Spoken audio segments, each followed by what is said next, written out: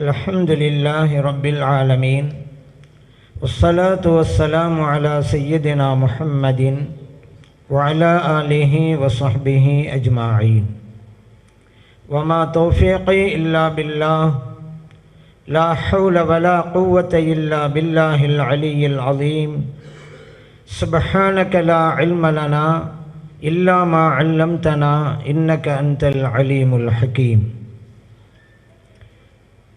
புனிதம் நிறைந்த நாகூர் நாயகம் ரலியல்லாஹு அன்ஹு அவர்களுடைய நினைவு பெருவிழாவிற்கு வருகை புரிந்திருக்கின்ற கண்ணியத்திற்குரிய உலமா பெருமக்களே, அன்பார்ந்த பெரியோர்களே, இளைஞர்களே, சிறப்புமிக்க இந்த நிகழ்விற்கு ஏற்பாடு செய்திருக்கின்ற போற்றுதலுக்கும் பாராட்டுதலுக்கும் உரிய இப்பள்ளியின் நிர்வாக பெருமக்களே, புனிதமான நிகழ்வில் நம்மையெல்லாம் பங்கெடுக்கச் செய்து நல்லதை சொல்லவும் கேட்கவும் வாய்ப்பளித்த எல்லாம் அல்ல இறைவனை போற்றி புகழ்ந்து எனதுரையை தொடங்குகின்றேன். நபிகள் நாயகம் ஸல்லல்லாஹு அலைஹி வஸல்லம் அவர்களுடைய வழியில் நாகூர் நாயகம் ரலியல்லாஹு அன்ஹு என்கின்ற தலைப்பின் கீழ் உரையாற்றலாம் என்று விளைகிறேன். அதற்கு முன்னதாக அவர்களுடைய பிறப்பு சம்பந்தமாக ஒரு சில விவரங்களை கூறலாம் என்றும் கருதுகிறேன். ஹிஜ்ரி 910 பிறக்கிறார்கள் நாகூர் நாயகம் ரலியல்லாஹு அன்ஹு அவர்கள். ஜமாதுல் ஆஹிர் மாதம் பிறை 10. அவர்கள் இவ்வுலகை விட்டு மறைந்ததும் அப்படித்தான். ஜமாதுல் ஆஹிர் மாதம் பிறை 10. இவ்வுலகில் பிறந்ததும் ஜமாதுல் ஆஹிர் மாதம் பிறை 10. அதே போன்று வெள்ளிக்கிழமை என்று பிறக்கிறார்கள். இவ்வுலகை விட்டு மறைந்ததும் அவர்கள் வெள்ளிக்கிழமை தான். இந்த உலகில் பிறந்ததும் வெள்ளிக்கிழமை தான். சுபஹனுடைய நேரத்திலே இந்த உலகத்திலே பிறக்கிறார்கள். அவர்களுடைய தந்தையின் பெயர் அஸ்ஸையித் ஹசன் குத்தூஸ் ரலியல்லாஹு அன்ஹு அவர்கள். அவர்களுடைய அருமை தாயாருடைய பெயர் அஸ்ஸையிதா ஃபாத்திமா ரலியல்லாஹு அன்ஹா. இந்த தாயும் தந்தையும் நம் உயிரிலும் மேலான கண்மணி நாயகம் ஸல்லல்லாஹு அலைஹி வஸல்லம் அவருடைய குடும்பத்தை சார்ந்தவர்களாக இருக்கிறாங்க. நபிகள் நாயகம் ஸல்லல்லாஹு அலைஹி வஸல்லம் அவருடைய பேரர் இமாம் ஹசன் ரலியல்லாஹு அன்ஹு அவர்களுடைய வழி தோன்றலில்தான் நாகூர் நாயகம் ரலியல்லாஹு அன்ஹு அவர்களுடைய அருமை தந்தையாரும் அன்பு தாயாரும் வருகிறார்கள். அதே போல அவர்களுடைய இயற்பெயர் அப்துல் காதிர் என்பதாகும். தாய் தந்தை இட்ட பெயர் அப்துல் காதிர். ஷாஹுல் ஹமீத் என்பது அவர்களுக்கு கிடைத்த ஒரு சிறப்பு பெயர் என்பதையும் நாம் கவனத்திலே கொள்ள வேண்டும். நாகூர் நாயகம் ரலியல்லாஹு அன்ஹு அவங்க இந்த உலகத்தில் பிறப்பதற்கு முன்பே அவருடைய தாயார் பல்வேறு அற்புதங்களை பார்த்தாங்க. அவர்கள் பிறந்ததற்கு பின்னாலும் கூட சின்ன குழந்தையாக இருந்தபோதே பல்வேறு அற்புதங்கள் தாயாரும் பார்த்தாங்க, மற்றவர்களும் பார்த்தாங்க. குறிப்பாக சொல்கிறதா இருந்தால் நாகூர் நாயகம் ரலியல்லாஹு அன்ஹு அவர்கள் அவர்களுடைய 5ஆம் வயதிலேயே குர்ஆன் முழுவதையும் மனனம் செய்து முடித்து விட்டார்கள். இப்போ இதுவெல்லாம் நமக்கு ஆச்சரியமாக இருக்கும். என்னங்க பார்த்து ஓதுறதுக்கு 15 வயசு ஆகுது, அதே எப்படி 5 வயசில் குர்ஆன் முழுவதையும் மனப்பாடம் பண்ணாங்கண்டு. நம்ம நிலைமை அப்படித்தான். ஆனால் அவர்களுடைய ஈண்டெடுத்த தாயாக இருக்கிறாங்க பாருங்கள், அந்த குழந்தையை சுமந்த நேரத்திலேயே எத்தனையோ தடவைகள் குர்ஆனை திரும்ப திரும்ப ஓதிருப்பார்கள். இன்றைக்கி விஞ்ஞானிகள் மருத்துவர்கள்லாம் சொல்கிறாங்க, வயிற்றுக்குள்ளே இருக்கக்கூடிய அந்த குழந்தை தாயினுடைய சப்தத்தை கேட்கிறது, வெளியில் இருக்கக்கூடிய சப்தத்தை குழந்தை கேட்கிறது என்று இன்னைக்கு அறிவியல் ரீதியாக நிரூபித்திருக்கிறாங்க. அப்படியானால் நாகூர் நாயகம் ரலியல்லாஹு அன்ஹு அவர்கள் அவருடைய தாய் வயிற்றுக்குள்ளே இருந்தபோது அன்பு தாயார் எத்தனை தடவை குர்ஆனை ஓதிருப்பாங்க, அது எத்தனை தடவை கேட்டிருப்பாங்க. நாகூர் நாயகம் ரலியல்லாஹு அன்ஹு அவர்கள் வெளியே வந்தவுடனே ஒரு தடவை ஓதுனாலும் மனப்பாடம் ஆயிரும். இன்னைக்கு எத்தனையோ பாட்டுக்கள் எல்லாம் நம்ம உட்கார்ந்து கஷ்டப்பட்டு படித்து மனப்பாடம் பண்ணதில்லை, காதில் விழுந்து விழுந்தால் நமக்கு மனப்பாடம் போச்சு. எத்தனை பாட்டுக்கள்லாம் பல தடவை கேட்டாலும் மனப்பாடம் ஆயிரும். நாகூர் நாயகம் ரலியல்லாஹு அன்ஹு அவர்களும் அப்படித்தான். பல தடவைகள் குர்ஆனை கேட்டிருக்கிறார்கள். வெளியே வந்தவுடனே ஒரு தடவை 2 தடவை ஓதுவனே மனப்பாடம் ஆகிவிட்டது. இன்றைக்கு அறிவியல் ரீதியிலே இது நிரூபிக்கப்பட்டிருக்கிறது என்பதையும் நாம் கவனத்திலே கொள்ள வேண்டும். அவர்கள் இந்த உலகத்தில் வாழ்ந்தபோது சின்ன வயசிலேயே ஊரிலேயே எல்லா கல்வியையும் கற்று தேர்றாங்க. குர்ஆனுடைய விளக்க உரை தப்சீர், ஹதீஸுடைய விரிவுரை, அதே போல மார்க்க சட்ட திட்டங்கள், ஃபிக்ஹ், இப்படி எல்லா கலைகளையும் உள்ளூரிலேயே படித்து முடிக்கிறாங்க. இப்பொழுதுதான் அவர்களுக்கு ஒரு வேட்கை ஆர்வம் வருகிறது. நாம் ஆன்மீக பாதையிலே ஈடுபட வேண்டும், ஆன்மீகம் சம்பந்தமாகவும் கல்வி ஞானத்தை பெற வேண்டும் என்கின்ற ஆர்வம் அவர்களுக்கு வருகிறது. ஏன்னா நீர் இருக்கிறது, நிலம் இருக்கிறது, விதைக்க விதை இல்லையானால் நீர் இருந்து என்ன பிரயோஜனம், நிலம் இருந்து என்ன பிரயோஜனம்? அந்த மாதிரி தான் உடல் இருக்கிறது, உயிர் இருக்கிறது, அறிவும் இருக்கிறது. ஆனால் இறைவனுடைய கல்வி ஞானம் இல்லை என்றால் உடலிருந்து என்ன பிரயோஜனம், உயிரிருந்து என்ன பலன், அறிவிருந்து என்ன பலன்? ஆகவே இறைவனை பற்றிய ஞானத்தை பெற வேண்டும் என்கின்ற ஆர்வம் அவர்களுக்கு வருகிறது. ஏன்னா ஒரு உண்மையை அவர் புரிந்து கொண்டு விட்டார்கள். ஒரு மனிதன் நெருப்பிலே நடந்தாலும் சரிதான், அதனால் பிறவி பயனை அடைந்து விட முடியாது. ஒரு மனிதன் ஆகாயத்திலே பறந்தாலும் சரிதான், அதனாலே பிறவி பயனை அடைந்து விட முடியாது.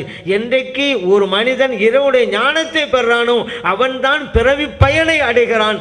ஆகவே அந்த பயனை நாமும் அடைய வேண்டும், அதற்காக புறப்பட வேண்டும் என்று குவாலியர்ங்கிற ஊருக்கு போகிறாங்க. ஏன்னா இவர்கள் பிறந்தது யூபி உத்தரப்பிரதேச மாநிலத்திலே மாணிக்கப்பூர் என்கின்ற ஊரில் பிறக்கிறாங்க. இவர்கள் கல்வி ஞானத்தை, ஆன்மீக கல்வி ஞானத்தை பெறுவதற்கு குவாலியர்ங்கிற ஊருக்கு போகிறாங்க. அங்கே அந்த ஊரில் அந்த காலகட்டத்தில் நிறைய உலமா பெருமக்கள், கல்வி ஞானத்துக்கு பிரபலியமான ஊர் அந்த ஊர். ஒரு ஆள் குரானை ஓதணுமா, தஃப்சீர் ஓதணுமா, ஹதீஸ்களை ஓதணுமா, சட்டத்திட்டங்கள் படிக்கணுமா, அல்ல அரபி இலக்கணம் படிக்கணுமா, அரபி வரலாறு படிக்கணுமா, அந்த ஊருக்கு தான் போகணும். அந்த அளவிற்கு உலமா பெருமக்கள் நிரம்பி வழிந்த அந்த ஊர், அங்கே தான் இவர்களும் போகிறார்கள். அங்கே சென்ற உடனே யாரிடம் சென்று இந்த ஞானத்தை பெறுவது? அங்கே ஓரிடத்திலே தங்கியிருந்து இறை வழிபாட்டில் ஈடுபடுறாங்க, துவா செய்கிறாங்க இறைவன்ட்டே, இறைவனை நேர்வழி காட்டும் ஒரு இறை நேசரை எனக்கு காட்டுவாயாக என்று. அல்லாஹு தாலா குர்ஆன் சொல்லிட்டான்ல, யாருக்கு இறைவன் இந்த உலகத்தில் நசீப் வைக்கிறானோ அவங்களுக்கு தான் நேர்வழி காட்டுகின்ற ஒரு ஷேக் வழி கிடைப்பார். அல்லாஹு தாலா யாரையாவது வழி கிடைக்க நினைச்சிட்டா அவங்களுக்கு நேர்வழி காட்டுகிற ஷேக் கிடைக்க மாட்டார் என்பது அல்லாஹ் குர்ஆன் சொல்லிட்டான். ஒமை யுலில் பலன் தஜிதலஹு வலியன் முர்ஷிதா. அல்லாஹ் யாரை வழிகளுக்கு நினைச்சிட்டானோ அப்படிப்பட்டவருக்கு நபி அவர்களே நீங்கள் நேர்வழி காட்டும் ஒரு முர்ஷிதை பெற மாட்டீர்கள், நீங்கள் பெற்றாதானே அவர்களுக்கு கொடுக்க முடியும் என்று அல்லாஹ் தாலாவே சொல்லிட்டான். இப்போ நாகூர் நாயகம் ரலியல்லாஹு அன்ஹு அவர்கள் துஆ செய்து கொண்டே இருக்கிறார்கள். அல்லாஹ் தாலா அவர்கள் காண்பித்து கொடுக்கிறான். சையீத் முஹம்மது கௌஸ் ரலியல்லாஹு அன்ஹு அவர்களை சந்தித்து பையத்து பெற வேண்டும். இதன் பிறகுதான் அவங்க மாணவராக சேர்றாங்க. மிகப்பெரிய கல்வி மாணவர்கள் முகமது கௌஸ் ரலியல்லாஹு அன்ஹு அவர்கள். அல் ஜவாஹிருல் ஹம்சா என்கின்ற அற்புதமான நூலை இயற்றியவர்கள், தொகுத்தவர்கள் முகமது கௌஸ் ரலியல்லாஹு அன்ஹு அவர்கள். அவங்ககிட்ட தான் இவங்க சீடராக சேர்றாங்க, கல்வி ஞானத்தை பெறாங்க, மார்க்க ஞானத்தை பெறாங்க. அந்த நேரத்திலே முகமது கௌஸ் அவர்களிடம் 400 மாணவர்கள், அது அல்லாமல் இன்னொரு 4 பேர் இருந்தாங்க, மொத்தம் 404. அவங்க சொன்னாங்க, நான் இந்த உலகத்தோடு போக போகிறேன், என்னோட இருக்கிற சீடர்களை எல்லாம் உங்கள்கிட்ட நான் ஒப்படைச்சிட்றேன் அப்படின்ட்டாங்க. நாகூர் நாயகம் ரலியல்லாஹு அன்ஹு அவர்கள் இந்த 400 + 4 பேர் நாகூர் நாயகம் ரலியல்லாஹு அன்ஹுடைய ஹலீஃபாக்களாக இருந்தாங்க. மீது 400 பேர் அவர்களுக்கு சீடர்களாக இருந்தாங்க. இந்த 404 பேரோட தான் இந்த நானிலம் முழுவதும் சுற்றி வந்தார்கள் நாகூர் நாயகம் ரலியல்லாஹு அன்ஹு அவர்கள். அவங்க போகும்போது வரும்போதெல்லாம் எக்கச்சக்கமான அற்புதங்கள் அவருடைய வாழ்க்கையில் நீங்கள் பார்க்கலாம், பல்வேறு அற்புதங்கள். அதை முடிச்சுட்டு ஊருக்கு வர்றாங்க. இப்போ இவங்க இந்த ஞானத்தை பெறுவதற்காக போனாங்களே கோழியருக்கு, அந்த நேரத்தில் அவருக்கு வயசு 18. அங்கே கல்வி ஞானத்தை எல்லாம் பெற்றுவிட்டு சொந்த ஊருக்கு போகிறாங்க. போகின்ற வழியிலே ஒரு சிறுமி, அவங்களுக்கு தொழுநோய் ஏற்பட்டுருக்குது. இவங்க பெரியவங்க வந்திருக்காங்க நினச்சிக்கிட்டு அந்த சிறுமியை கொண்டு போய் காமிச்சு இவங்களுக்கு சுகம் கிடைக்க துவா செய்யுங்க. அவர்கள் துவா செஞ்சுட்டு அப்படி தடவுறாங்க, தொழுநோய் அகன்று விட்டது. இது ஒரு அற்புதம், இது கராமத்து. இதுவெல்லாம் முடியுமா? முடியும். எப்படி தெரிஞ்சுக்கிறது? குர்ஆனை படித்தால் தெரிந்து கொள்ளலாம். ஏன்னா ஈசா அலைஹிஸ்ஸலாம் அவர்கள் இந்த காரியத்தை செஞ்சாங்க. அல்லாஹ் குர்ஆனில் சொல்லி காட்டுறான்ல, உப்ரிஉல் அக்மஹ வல் அப்ரஸ, இறைவனுடைய அனுமதி கொண்டு பிறவி குருடர்களுக்கு நான் பார்வையை கொடுப்பேன், தொழு நோயாளிகளையும் நான் சுகப்படுத்துவேன் என்று ஈசா அலைஹிஸ்ஸலாம் கூறுகிறார்கள். அல்லாஹ் குர்ஆனில் சொல்லி காட்டுகிறான். ஈசா அலைஹிஸ்ஸலாம் அவர்கள் தொழு நோயாளிக்கு சுகத்தை கொடுத்தார்கள், முஅஜிஸா. இங்கே நாகூர் நாயகம் ரலியல்லாஹு அன்ஹு அவர்கள் சுகத்தை கொடுக்கிறார்கள், கராமத். அதுக்கு பிறகு அவங்களுடைய தந்தையார் இந்த உலகத்தை விட்டு மறைந்து போயிடுறாங்க. அதுக்கு அடுத்து 5 நாட்கள் கழித்து அவருடைய தாயாரும் இந்த உலகத்தை விட்டு மறைந்து போயிடுறாங்க. பிறகு இவங்க மக்காவுக்கு போகணும், ஹஜ்ஜு செய்யணும்னு நினைக்கிறாங்க. போகிறாங்க. அந்த பாகிஸ்தான் வழியில் தான் போகிறாங்க. பஞ்சாப் மாகாணம்லாம் இருக்குது, இங்கே எப்படி பஞ்சாப் இருக்குதோ அங்கேயும் பஞ்சாப்பெல்லாம் இருக்குங்க.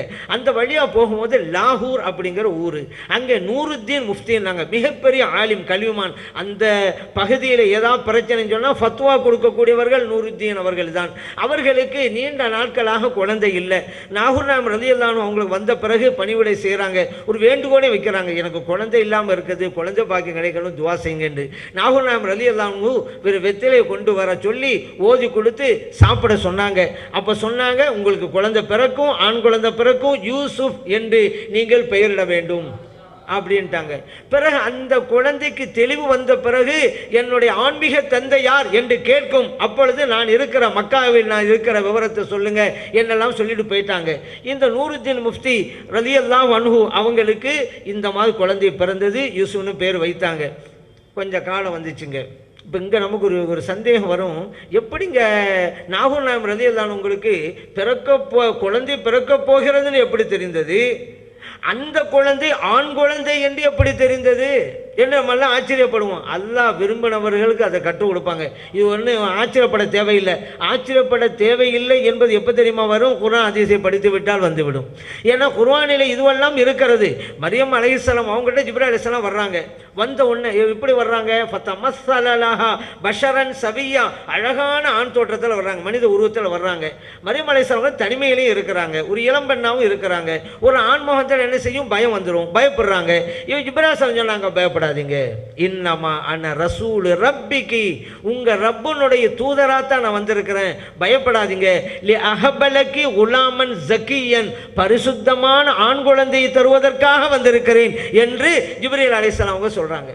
அந்த மாதிரி ஈசா அலைஹிஸ்ஸலாம் அவர்களை என்றெடுத்தாங்க மரியம் அலைஹிஸ்ஸலாம் அவர்கள்.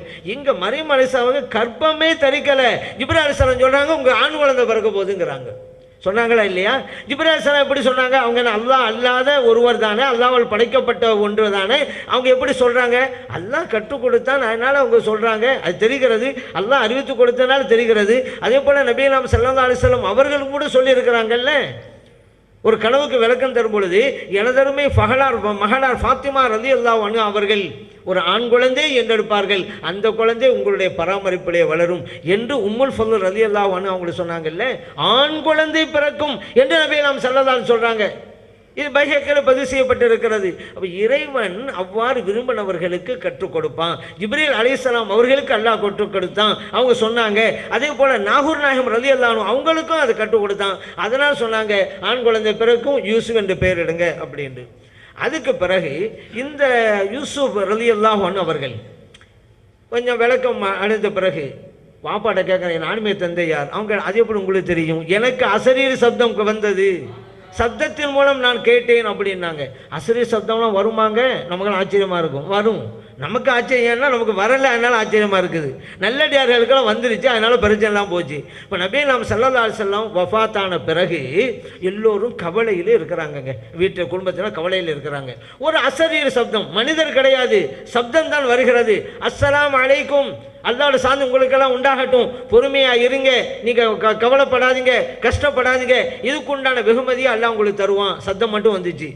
அலி ரலியல்லாஹு அங்கே இருக்கிறாங்க, கேட்டாங்க இது யாருடைய சப்தம் தெரியுமா, ஹலரத் ஹில்ர் அலைஹிஸ்ஸலாம் அவருடைய சப்தம் என்றார்கள். இதை பைஹக்கி இமாம் அவர்கள் தலாயிலு நுபுவாவோட பதிவு செஞ்சிருக்கிறாங்க. இந்த மாதிரி அசரீர சப்தம் கிடைக்கும், ஆள் தெரிய மாட்டார், சப்தம் மட்டும் வரும். இப்படி ஹில்ர் அலைஹிஸ்ஸலாம் கொடுத்துருக்கிறாங்க, ஹதீஸில் பார்க்குறோம். அதே போல நபியலாம் ஸல்லல்லாஹு அலைஹி வஸல்லம் சொல்லி தந்தாங்கல்ல, புகாரில் பதிவு செய்யப்பட்ட ஹதீஸ், தண்ணீருக்காக வேண்டி சஃபா மருவாக்கு மத்தியில் ஹாஜர் அலைஹிஸ்ஸலாம் இங்கிட்டு இங்கிட்டு ஓடிக்கிட்டு இருக்கிறாங்க. 7 தடவை ஓடும்போது தான் ஒரு அசரீர சப்தம் கேட்கிறது. உடனே ஹாஜர் அலைஹிஸ்ஸலாம் எனக்கு உதவி செய்யுங்கள் என்கிறாங்க. சத்தம் வர டயத்தில் அது ஜிப்ரீல் அலைஹிஸ்ஸலாம் அவருடைய சத்தம். இது புகாரில் பதிவு செய்யப்பட்டிருக்கிறது. ஆனால் ஆளே தெரிய மாட்டாங்க, சத்தம் வரும். அதுபோன்று தான் யூசுப் நாயகம் ரலியல்லாஹு அன்ஹு அவங்களுக்கு ஏற்பட்டது. எனக்கு சத்தம் கேட்டது, அதை வச்சு தான் புரிஞ்சுக்கிட்டேன், இந்த செய்தியை அந்த அசரீரி சப்தத்தின் மூலமாக நான் அறிந்து கொண்டேன் என்றார்கள். அப்போ அவங்க சொன்ன வாசம் என்ன தெரியுமா, இவங்க கேட்கும்போது இது எப்படி உங்களுக்கு தெரியும், கால நப்பஅனியல் அலீமுல் ஹபீர். இந்த நப்பஅனியல் அலீமுல் ஹபீர்ங்கிறது குர்ஆனில் இடம்பெற ஒரு வாசகம், அல்லாஹ் குர்ஆனிலே சொல்லி காட்டுகிறான். இது எதுக்கு சொல்ல, இதுக்கு அர்த்தம் என்ன, அறிந்த இறைவன் எனக்கு அறிவித்தான். ரகசியங்களை அறிந்த இறைவன் எனக்கு அறிவித்தான். அதான் அதுக்கு அர்த்தம் குர்ஆன்ல வருது. அதை தான் அப்படியே சொல்லி காட்டுறாங்க. யூசுப் நாம் ரலியல்லாஹு அன்ஹு என்றப்ப எனக்கு சொல்லிக் கொடுத்தாங்க அப்படின்ட்டாங்க. குர்ஆனிலே ஏன் வருகிறது அப்படின்னு கேட்டால், நபிகள் நாம் ஸல்லல்லாஹு அலைஹி வஸல்லம் தன்னுடைய மனைவியார் ஹப்ஸா ரலியல்லாஹு அன்ஹா அவங்ககிட்ட ஒரு ரகசிய செய்தியை சொன்னாங்க. சொல்லிவிட்டு இது யார்ட்டையும் சொல்லாதீங்க, இது ரகசியம் அப்படின்ட்டாங்க. ஹப்ஸா ரலியல்லாஹு அன்ஹா என்ன செஞ்சாங்க, அவங்களுடைய அந்த ஆயிஷா சித்தியக்கா ரலியல்லாஹு அன்ஹா அவங்களுக்கு சொல்லிவிட்டாங்க. அவங்க என்ன நினைச்சாங்க, இவங்களுக்கு தெரியலாம் மற்றவங்களுக்கு தான் தெரியக்கூடாது நினச்சிக்கிட்டு சொல்லிவிட்டாங்க. நபியே நாம் ஸல்லல்லாஹு அலைஹி வஸல்லம் அவங்களுக்கு இது தெரிஞ்சிருச்சு. அப்போ கேட்டாங்க ஹப்ஸா ரலியல்லாஹு அன்ஹா அவங்ககிட்ட, இது ரகசியம் சொன்னா இல்லையா, யார்கிட்டையும் சொல்லக்கூடாதுன்னு சொன்னா இல்லையா, அப்படியே நீங்கள் ஆயிஷா சித்தியக்கா ரலியல்லாஹு அன்ஹா அவங்ககிட்ட போய் கேட்டீங்க, அவங்ககிட்டயும் இதை சொன்னீங்க. அப்போ ஹப்ஸா ரலியல்லாஹு அன்ஹா கேட்டாங்க, இது எப்படி உங்களுக்கு தெரியும், நான் அவங்ககிட்ட சொன்னது உங்களுக்கு எப்படி தெரியும் அப்படிங்கிறாங்க. ரகசியம் தானே, ரகசியம் என்றாலே ரகசியமாக இருக்கணும். ஆனால் பொதுவாகவே பெண்கள் நம்ம பார்த்துருவோம், சராசரி பெண்கள்ங்கிறது வேற. ஒரு விஷயத்தை நம்ம ரகசியம் சொன்னால் தான் சீக்கிரமாக பரவும். என்ன இது ஓ மனசோடு இருக்கட்டும், யாருக்கும் தெரிய வேணாம் அப்படின்னு சொன்னால் தான் வேகமாக பரவும். அவங்களும் அவங்கள்ட்ட போய் ஓ ரகசியம் மனசோடு இருக்கட்டும், அவங்க அடுத்தாட்ட ஓ மனசோடு இருக்கட்டும், அப்படியே பரவிக்கிட்டே போகும்னு வைங்களேன். இப்போ இங்கே ஹப்ஸா ரலியல்லாஹு அன்ஹா ஆயிஷா சித்தியக்கா ரலியல்லாஹு அன்ஹா அவங்கள்ட்ட சொல்லிட்டாங்க. ஸல்லல்லாஹு அலைஹி வஸல்லம் அவர்கள் கேட்டாங்க, ரகசியம் என்ற பிறகு ஏன் அவங்கள்ட்ட போய் சொன்னீங்கன்னு. இவங்க கேட்டாங்க, உங்களுக்கு எப்படி தெரியும், ஏன் தெரியும் அவங்க கேட்டாங்க. அப்போ ஆயிஷா சித்தியக்கா ரலியல்லாஹு அன்ஹா அவங்க தான் உங்கள்கிட்ட சொல்லியிருக்காங்க, நம்ம உங்கள்கிட்ட சொன்னதை அவங்கள்ட்ட போய் சொல்லியிருக்காங்க நினச்சிக்கிட்டு தான் உங்கள்கிட்ட யார் சொன்னது இதுண்டு. அப்போ நபிகள் நாம் ஸல்லல்லாஹு அலைஹி சொன்னாங்க, கால நப்பஅனியல் அலீமுல் ஹபீர், ரகசியம் அறிந்த என் ரப்பு எனக்கு சொன்னான் என்று நபிகள் நாம் ஸல்லல்லாஹு அலைஹி சொன்னாங்க. இது அல்லாஹ் தஆலா குர்ஆனில் சொல்லி காட்டினான், வைத அஸ்ஸர்ரன் நபியு இலா பஅலி அஸ்வாஜிஹி ஹதீஸன், தன்னுடைய துணைவியார் ஒரு செய்தியை சொன்னாங்க ரகசியமா, இது ஒரு ரகசியமா இருக்கட்டும் யார்ட்டையும் சொல்ல வேணாண்டு அவங்க சொல்லிவிட்டாங்க. இது எப்படி தெரிந்தது உங்களுக்கு, என்றப்ப எனக்கு சொன்னான். அந்த வாசகத்தை தான் யூசுப் நாயகம் ரலியல்லாஹு அன்ஹு சொல்றாங்க. அவங்க தந்தையார் கேட்ட போது, ஆன்மீக தந்தை எங்க இருக்கிறான்னு கேட்குறீங்கப்பா, இந்த விஷயம் உங்களுக்கு எப்படி தெரியும் மகன்கிட்ட கேட்குறாங்க. நப்பானியல் அலீமுல் ஹபீர், ரகசியங்களை அறிந்த அல்லாஹ் எனக்கு சொன்னான். அப்போ எல்லாத்தையும் சொல்றாங்க, மக்காவுக்கு போங்க, இங்கே இருக்கிறாங்க, அவங்கள போய் செஞ்சீங்களே. இவங்களும் புறப்பட்டு போகிறாங்க. இவங்க புறப்பட்டு போகும் பொழுதே நாகூர் நாம் ரலியல்லாஹு அன்ஹு சூழ இருந்தவர்களுக்கு சொல்கிறாங்க, என்னை எனது மகனார் என்னை தேடி வந்துக்கிட்டு இருக்கிறாங்க என்று அவர்கள் சொல்லி காட்டுகிறார்கள். எனது மகனார் என்னை தேடி இங்கே வந்துக்கிட்டு இருக்கிறாங்க அப்படின்னு சொல்கிறாங்க. அதாவது ஆன்மீக துறையிலே மகனார் அப்படிங்கிற அடிப்படையில். அப்போ இது எப்படி தெரியும், அவ எங்கே வந்துகிட்டு இருக்காங்க, எப்படி தெரியும் இங்கே வந்துட்டு இருக்காங்க அப்படின்னு சொல்லி, அதுவும் தெரியும், இறைவன் நாடியவர்களை கற்றுக் கொடுக்கிறான்.